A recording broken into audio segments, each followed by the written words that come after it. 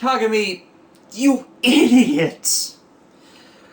Exide 34. I saw this coming. I so saw this coming with how Masamune was going to end up manipulating Kagami into extended service under him. Just like, show him the Gashat, plug it in, show him Saki, and then reveal that this is only the carrot, there's a longer stick that you're going to need to inflict on other people if you actually want her back.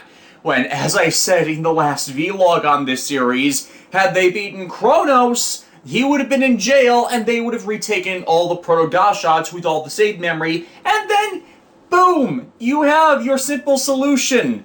Hell, they even expand on this a bit more that only bugsters can actually go into the proto-Gashats to save people, except for Chronus, who just transmits them out of the proto-Gashat using his Bug Visor 2, which means with any Bug Visor 2, they could do the same for anyone that's trapped in there, meaning both Poppy as her going into the Gashats and also using her Buggle Driver, her Bug Visor could potentially do the same, since it's all based on the technology, not specifically on Chronus' power. Though Masamune says it's Chronus' power, by him using a device that he himself has to use to become Chronus, that is not actually what is shown being happening. It's just his own personal level of arrogance that's saying, the whole I am the will of God kind of thing, since Chronos, God, all that jazz. But yeah, Kagami sees Saki at last, and this is immediately after most of the episode spends its time exploring what made Kagami go to that choice. And I know I keep harping on this, but it is a central problem with Kagami's subplot to begin with. But you gave the stuff with his girlfriend, like him actually interacting with his girlfriend, less than 2 minutes of screen time. I didn't think they barely got over 1 minute with it, and you've hinged all of this long arc on it. We got more with Ren's girlfriend in Ryuki through the proxy of Ren spending the episode with short-term amnesia, where he's stuck mentally back where he was on the last days with his girlfriend. So you had the whole extended experience from his perspective that helped rationalize that. Then you got Ren back with a few flashbacks with it of varying things, and then Ren has the return of his girlfriend briefly in the series, which motivates him into claiming the real prize with its end. I hate to say it because I don't like Ryuki.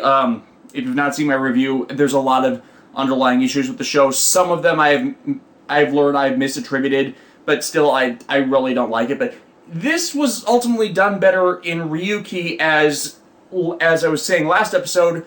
There wasn't the easy out and the character making the exact wrong choice.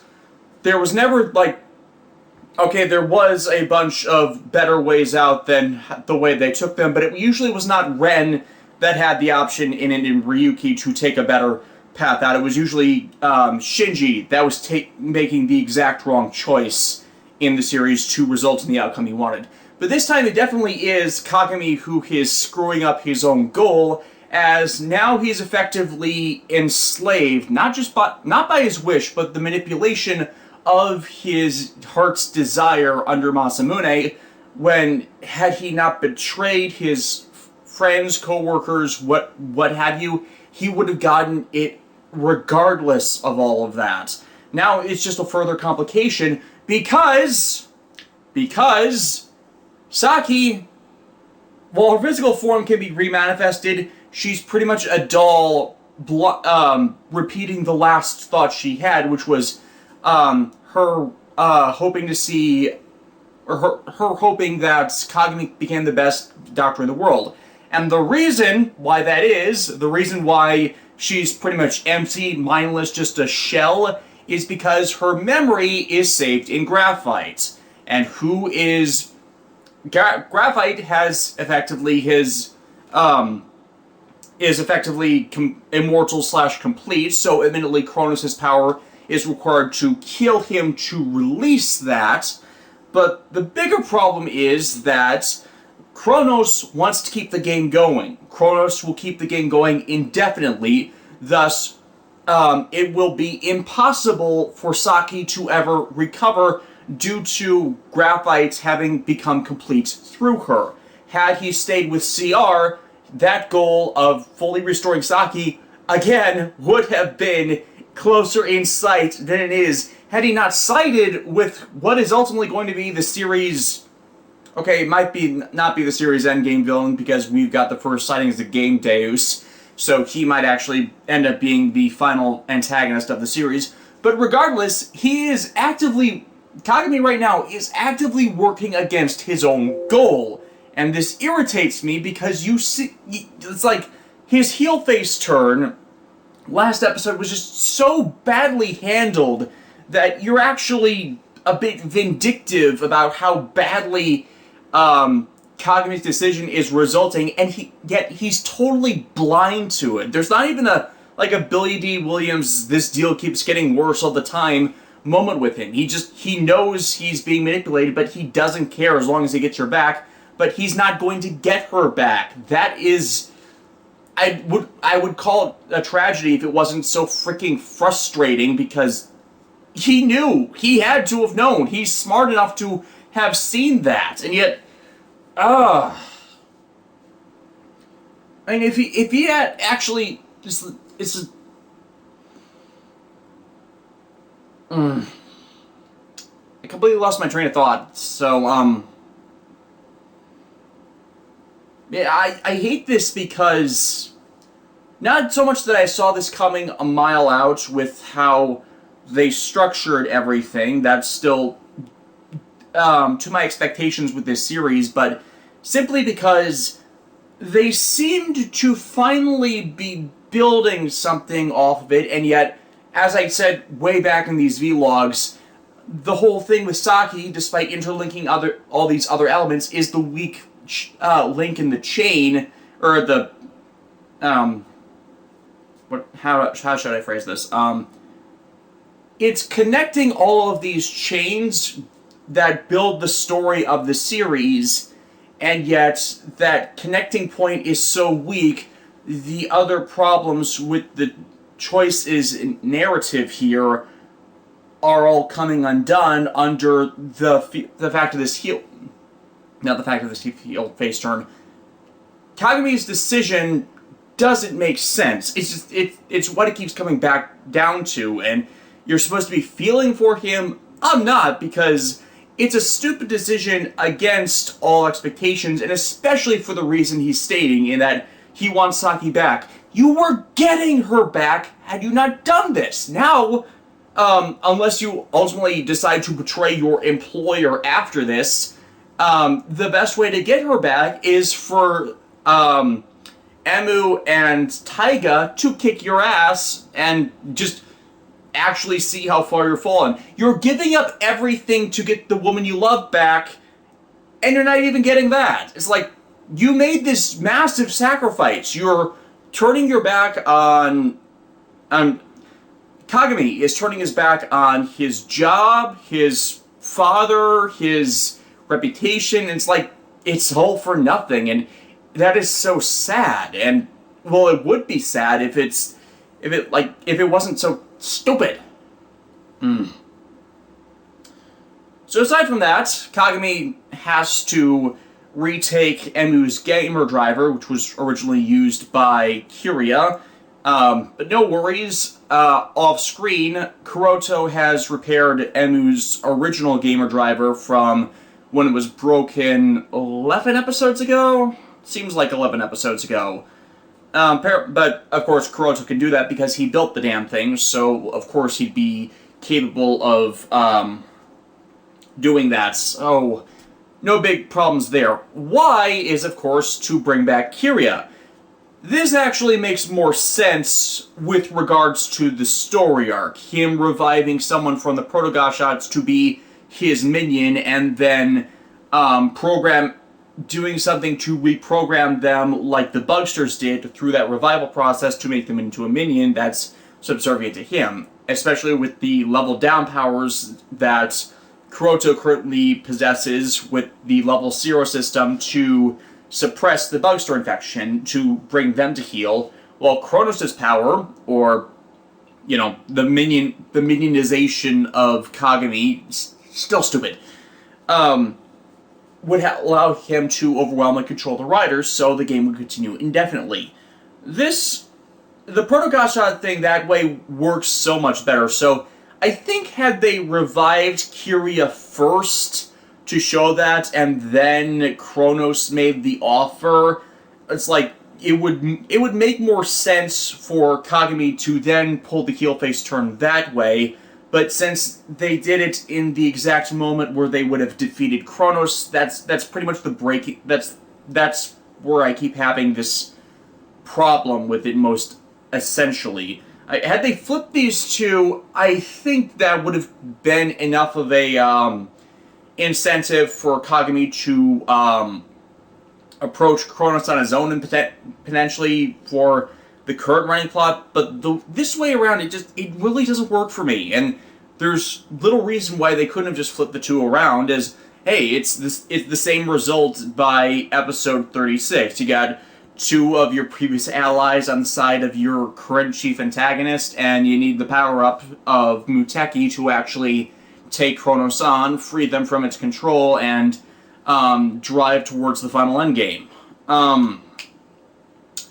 Kyria doesn't show up until the end as Laser Turbo. We're pretty damn sure it's Kyria. They have been kind of lampshading it is in a lot of respects, so my only thing for the next episode when they more expand on this is he's either brainwashed or Masamune has some type of deal with him too that's requisites on his remanifestation or keeping him alive outside of the proto-Gashat instead of a full recovery. Having him on a leash so he can't go off of his own free will without consequences. I think that's where they might be heading with this if they're not just going the full reprogramming route, which, let's face it, Emu could fix on his own because of his own reprogramming abilities with Maximum Mighty X. But since they've introduced it with Maximum Mighty X, that this reprogramming is of anything digitized is possible, then I definitely think that's something that Chronos could have ended up doing himself for something like this. Other parts of this plot. Graphite and Parad make for retrieving Game Deus's own data to use against Chronos to freeze up his pause ability, learning of it from the CR group simply so they can plan their own counterattack because Chronos is screwing with the game and its rules and the entire fight between them and, well, pretty much as long as Chronos is around, they're enslaved in the way Parad hated conceptually back with Kuroto. So, I get why they're doing this, and they have words to that effect in them wanting their freedom to not only continue the game, but manifest above or in replacement of humanity. So, since CR refuses to ally with them, and admittedly, Emu makes a mistake here with how he rejects Parad in his entirety, but I think it's continuing on from Parad's conduct. It's like any sign of his blue screen over Lovrika's death is gone now, where that could have been their mutual empathy point, where, understanding, Parad understanding why Emu rejects him constantly. That seems to be currently entirely absent from the development of this storyline. Admittedly, it might come back into play later, but I don't like that they seeded something along those lines and then seem to have quickly abandoned it after Parad kind of finally shook things off with when he saw what Emu was doing last episode in their attempts to defeat Chronus' pause ability. Though in this episode, we're also having both sides develop the next level of Gashats. Kagami is going to be getting taught a legacy, probably not next episode since it wasn't teased, but either episode 36 or 37, I'm betting, since it's been mentioned already in the lead up to it. Kuroto is also working on developing Hyper Muteki, which should be interesting. It shows up next episode as at least the module. We don't see quite yet how that's going to manifest, but they're already seeding the development of those with how Kuroto's been occupied all episode. What else? Laser Turbo, the design itself. I like it. It's pretty much just Genin level 0 recolored a bit and with Laser's helmets. It's a quick kit bash, but I'm glad Kyria is going to be back in some respect and also possessing this level down power, so it's nice to have it not limited to the zombie dude, and with someone more stable, even if he's likely going to end up being brainwashed or against the team for a bit. And it makes sense for him to be the one who micromanages the bugsters with that level down ability, as we've already seen how effective it is with Kuroto using it against Paradox, and we haven't seen him use it against Graphite or any of the others, but we got a few episodes yet. We'll see how it goes. So yeah, aside from the Kagami subplot continuing to be frustrating, good time touching on a lot of characters. Even Taiga gets some time here, and how his path of repentance is a bit more extreme than you would think it would be, as he wanted Kagami to hate him forever for his failure, showing again how much his actions have been motivated through a deep sense of self-loathing to the point of attacking others if they would steal from him his own form of redemption, which again informs his earlier actions in why he would attack and not ally with Emu and Kagami in the early days of the show. My concern now is the last sect of the series after Muteki shows up is going to feel rushed, as, thank God, for one thing, we've been getting the first preview images of Kamen Rider Build. That's the official name for the next Kamen Rider series, and it is going to be debuting in August. Now, we haven't had an August debut for a Kamen Rider series in a while, because of Wizard. The scheduling for Kamen Rider got shifted to late September, early October, and it's played havoc with the series. I've mentioned this again and again through these vlogs, where they would rush the first arc of the series for the movie event, and then you would get a bunch of toys in immediately after, so you lose pacing the story arc. And they finally seem to listen. Toei, it took them, how long has it been since Gaim? It's been Drive, Ghost, Exide, Build. It took them 4 series to finally figure this out after, Gaim, 4 series, to figure this out that their pacing is all wrong. But the problem again is they're going to be cutting a good series short, and Rider series lately have not been breaking into 50s. It's like Wizard was the last time they broke 50 episodes for a series. So it's been a bit strange. Yeah, they had 4 extra episodes to pace the timing of the series off by a month. So, this should probably be good for the next series, in that they'll have a bit more of an even pacing between the story arcs, But again, the downside to that is Exide is going to be ending early, despite it actually being quite successful for Toei and Bandai. I haven't seen the ratings reports, but sales-wise, Exide has been doing very well. The Gamer Driver set a sales record for Bandai, and they're getting there's being given out an award for it. So financially, the series is probably in the win column, most definitely. So, actually, I think they estimated earnings for the year to be around 20 billion yen. So, yeah, that's definitely in the better range than the last couple of years for the series. So, it seems like they're going out kind of early for something that's been such a success for them. I don't know if that was how it was originally scheduled, but it feels that it makes the pacing odd, since we're immediately going to be heading into the end game few episodes immediately after they hit 36. And in some senses that makes sense.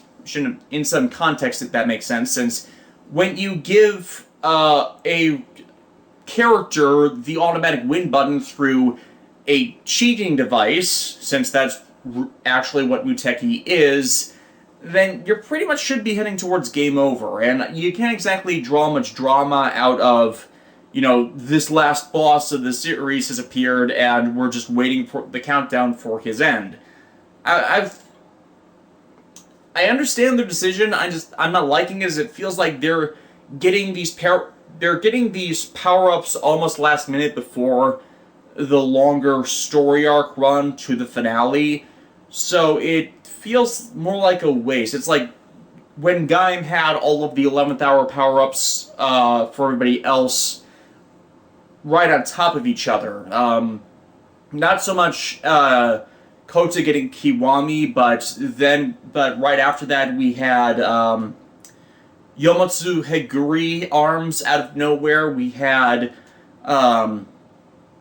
Kaito's change into an overlord, and before all that, we didn't think of them going into these extra super forms to end out the series once the actual antagonists were almost completely exterminated, to pad things out as opposed to just finding a way to end the Helheim, where, in some respects, kind of the weakest parts of Gaim. So, I'm curious how they're going to end the series now with this greater time limitation, as they've got better part of 2.5 months left, about 10 episodes, so 46, 45 will be ending around. And yeah, I'm interested in where they're heading from here.